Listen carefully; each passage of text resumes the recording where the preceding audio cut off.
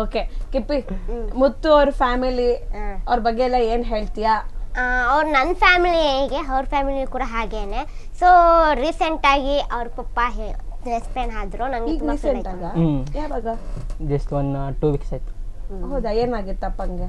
ಅಪ್ಪಂಗೆ ಹುಷಾರಿರ್ಲಿಲ್ಲ. ಏನಾಗಿತ್ತು? ಅಂದರೆ ಹೆಲ್ತ್ ಇಶ್ಯೂಸ್ ತುಂಬ ಇತ್ತಲ್ಲ.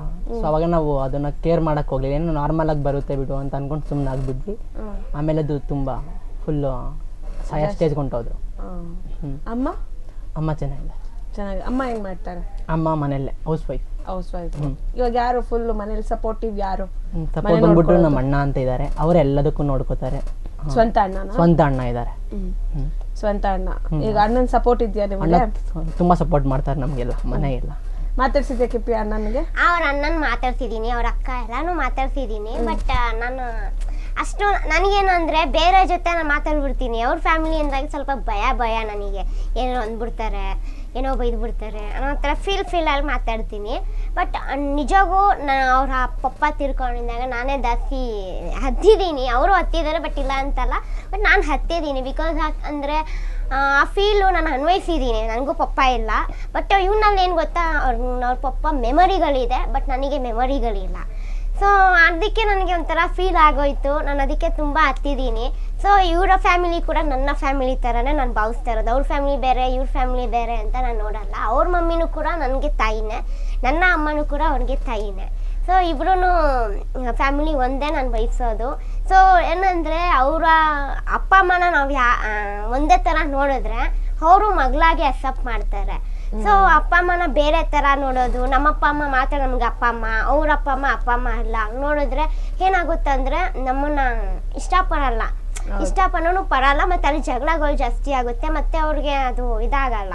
ಸೊ ನಾವು ಏನು ಮಾಡಬೇಕಂದ್ರೆ ನಮ್ಮ ಅಪ್ಪ ಅಮ್ಮನೂ ಒಂದೇ, ಅವ್ರ ಅಪ್ಪ ಅಮ್ಮನೂ ಒಂದೇ. ಸೊ ನನ್ನ ಅವ್ರ ಪಪ್ಪ ಸತ್ತಾಗ ನಾನು ತುಂಬಾ ಫೀಲ್ ಮಾಡ್ಕೊಂಡು, ಯಾರು ಫ್ರೆಂಡ್ಸಲ್ಲಿ ಯಾರು ಫೀಲ್ ಮಾಡ್ಕೊಂಡು ಕಿಪ್ಪಿನ ಇಂಟ್ರೊಡ್ಯೂಸ್ ಮಾಡ್ಕೊಟ್ಟಿದ್ದ? ಅವ್ರಿಗೆ ಗೊತ್ತಿಲ್ಲ. ಈಗ ಕಿಪ್ಪಿಯವರ ಅಮ್ಮಂಗೆ ಗೊತ್ತಾ ಮುತ್ತು ಬಗ್ಗೆ ಎಲ್ಲ? ಗೊತ್ತು, ಬಟ್ ಇವಾಗ ಸ್ವಲ್ಪ ಅಷ್ಟಕ್ಕೆ. ಅಂದ್ರೆ ಏನಾಯ್ತು ಅಂದ್ರೆ ಬ್ರೇಕಪ್ ಆದ ಟೈಮಲ್ಲಿ ಕನ್ವಿನ್ಸ್ ಮಾಡೋಕ್ಕೆ ಕಾನ್ಫಿಡೆನ್ಸ್ಗಳು ಹಾಕಿದೆ. ಬಟ್ ಇವನು ಏನೋ ಒಳಗಡೆ ಲ್ಯಾಂಗ್ವೇಜ್, ಆವಾಗ ತುಂಬಾ ಹುಡುಗರು ಅಂದ್ರೆ ಒಳಗಡೆ ಲ್ಯಾಂಗ್ವೇಜ್ ಯೂಸ್ ಮಾಡ್ತಾರೆ. ಸೊ ಆ ಟೈಮಲ್ಲಿ ಇವನಿಗೆ ಕೋಪ ಬಂದ್ಬಿಟ್ಟು ನಮ್ಮಮ್ಮನ ಮುಂದೆ ಹತ್ರ ಬೈದಾಗ ನಮ್ಮಮ್ಮಂಗೂ ಅದು ಇಷ್ಟ ಆಗ್ತಿದ್ದಿಲ್ಲ. ಸೊ ಒಂದೊಂದ್ಸಲ ಜಗಳ ಬಂದಾಗ ನಾನು ಅಳೋದು ಮಾಡೋದೆಲ್ಲ ನಮ್ಮ ಮಮ್ಮಿಗೆ ಗೊತ್ತಿತ್ತು. ಸೊ ನಮ್ಮ ಮನೇಲಿ ನಾನು ಯಾರಿಗೋಸ್ಕರ ಅಳಲ್ಲ, ಇವನಿಗೋಸ್ಕರ ಅಳ್ತೀನಿ, ಇವನಿಗೋಸ್ಕರ ನಾನು ಇದು ಮಾಡ್ತೀನಿ. ಯಾರ ಮೇಲೆ ನಾನು ಅಷ್ಟೊಂದು ಕ್ಲೋಸ್ ಇಲ್ಲ, ನಮ್ಮ ಮಮ್ಮಿ ಬಿಟ್ಟರೆ ಯಾರ ಮೇಲೂ ಅಷ್ಟಿಲ್ಲ, ಇವನ ಮೇಲೆ ಅಷ್ಟು ಕ್ಲೋಸ್ ಇರ್ತೀನಿ. ಅಂದರೆ ನನ್ನ ಜೀವ ಥರ ನಾವು ಅಷ್ಟೊಂದು ಪ್ರೀತಿಸ್ತೀನಿ. ಸೊ ಆ ಟೈಮಲ್ಲಿ ನಾನೇನು ಅಂದರೆ ನಮ್ಮಮ್ಮ ಹಿಂಗೆ ಕಾನ್ಫಿಡೆನ್ಸ್ಗಳು ಹಾಕಿದ್ರು, ನಾನು ಹೇಳಮ್ಮ ನೀನಾದರೂ ಅಂತ ನಮ್ಮಮ್ಮನ ಮಧ್ಯದಲ್ಲಿ ಕರ್ಕೊಂಡು ಬಂದಿದ್ದೆ.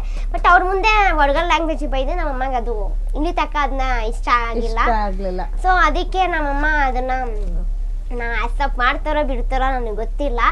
ಬಟ್ ನಮ್ಮಮ್ಮ ಏನು ಅಂದರೆ ನಮ್ಮಮ್ಮ ಏನು ಆಸೆ ಪಡ್ತಾರೆ ಅಂದರೆ, ನಾನು ಮದುವೆ ಆಗಿ ಬಂದು ತುಂಬ ಕಷ್ಟ ಅನ್ವಯಿಸ್ಬಿಟ್ಟಿದ್ದೀನಿ. ನನ್ನ ಮಗಳು ಒಬ್ಬರ ಮನೆಗೆ ಹೋದ್ಮೇಲೆ ಚೆನ್ನಾಗಿ ನೋಡ್ಕೊಳ್ಳಿ, ಚೆನ್ನಾಗಿ ನೆಮ್ಮದಿಯಾಗಿರಲಿ, ನಾನು ಇಷ್ಟಪಡೋ ಹುಡುಗ ಅಥವಾ ಮದುವೆ ಆಗೋ ಹುಡುಗ ಅವಳನ್ನ ಕಣ್ಣಲ್ಲಿ ಕಣ್ಣಿಟ್ಟು ನೋಡಲಿ, ಅಳಿಸೋದಾಗಲಿ ಅವಳಿಗೆ ಬೈಯೋದಾಗಲಿ ಮಾಡಬಾರ್ದು ಅಂತ ಆಸೆ ಪಡ್ತಾರೆ. ಅದು ನಮ್ಮಮ್ಮ ನನ್ನ ಹತ್ರನೇ ಓಪನ್ ಆಗಿ ಹೇಳಿದ್ದಾರೆ ಈ ವಿಷಯದಲ್ಲಿ. ನಾವು ಟೈಮಲ್ಲಿ ಅದು ನನಗೆ ಬೈದಾಗ ನಮ್ಮಮ್ಮ ಒಂದೇ ಮಾತು ಹೇಳಿದ್ದು, ನೋಡಮ್ಮ ನಾನು ಹೆಂಗೆ ಸಾಕಿದ್ದೀನಿ, ನಾನು ಹೂ ಥರ ಸಾಕ್ಬಿಟ್ಟು ನಿನ್ಗೆ ಯಾವುದೋ ಮುಳ್ಳಿಗೆ ಹೋಗಿ ಕೊಡೋಕೆ ನಂಗೆ ಇಷ್ಟ ಇಲ್ಲ, ಹಾಗೆ ಹೆಂಗೆ ಅಂತೆಲ್ಲ ನಮ್ಮ ಮಮ್ಮಿ ನನಗೆ ಹೇಳಿದ್ರು. ಸೊ ನಾನು ಆ ಟೈಮಲ್ಲಿ ನನಗೆ ನಮ್ಮಮ್ಮನ ಮುಂದೆ ಬೈದ್ಬಿಟ್ರಲ್ಲ, ನನಗೆ ಅದು ಇದಾಗು. ನಮ್ಮಮ್ಮ ಅದು ಮನಸ್ಸು ಹಚ್ಕೊಬಿಟ್ರು. ಇವಾಗ ಕಿಪ್ಪಿಯವರ ಅಮ್ಮನ ಹತ್ರ ಸಾರಿ ಕೇಳ್ತೀಯ ಮುತ್ತು? ನೋಡಿ ಸಾರಿ ಕೇಳಿದೀವಿ, ಕಾಲ್ ಮಾಡಿ ಆಗಲಿ ಕೇಳಿದ್ಯಾ? ಆದ್ರೆ ಅಮ್ಮ ಒಪ್ತಿದಾರ? ಹೇಗೆ ಮಾತಾಡಿದ್ರ? ಹೇಗ್ ಮಾತಾಡ್ತಿದಾರ ಅಮ್ಮ? ಮಾತಾಡಿದಾರೆ. ಇವಾಗ ಕಿಪ್ಪಿ ಅಮ್ಮ ಒಪ್ಪಿಲ್ಲ ಅಂದ್ರೆ ಏನ್ ಮಾಡ್ತೀಯಾ?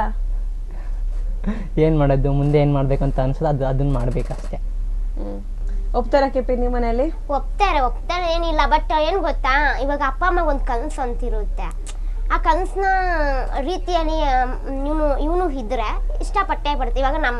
ಇವಾಗ ಎಕ್ಸಾಂಪಲ್ ನಮ್ಮ ಅಣ್ಣ ಇದ್ದಾರೆ ಇಲ್ಲ ಅಂತಲ್ಲ, ಇವಾಗ ಮದುವೆ ಆಗೋ ಅಳಿಯ ಅಂತ ಒಂದು ಬರ್ತಾರಲ್ಲ, ಮಗನ ಥರ ನೋಡ್ತಾರೆ, ಮಗನ ಥರ ಒಂದು ಪ್ರೀತಿ ತೋರಿಸ್ತಾರೆ. ಎಲ್ಲ ತಾಯಿನೂ ಅದೇ ಥರ ಮಾಡ್ತಾರೆ. ಈಗ ನಿಮ್ಮಿಬ್ರಿಗೂ ಎಷ್ಟು ಏಜು? ನಂಗೆ ಬಂದ್ಬಿಟ್ಟು 23. ನಿಂಗೆ? 22. ಇನ್ನೂ ತುಂಬಾ ನಿಮ್ಗೆ ಇನ್ನೂ ತುಂಬಾ ವರ್ಷ ಇದೆ ನೀವಿಬ್ರು ಬೆಳೆಯೋದಕ್ಕೆ, ಮದ್ವೆ ಆಗೋದಕ್ಕೆ ಎಲ್ಲ. ಇವಾಗ ಯಾವಾಗ ಮದ್ವೆ ಆಗ್ಬೇಕು ಅಂತ ಹೇಳಿ ಪ್ಲಾನ್ ಮಾಡ್ಕೋತಿದ್ದೀರಾ?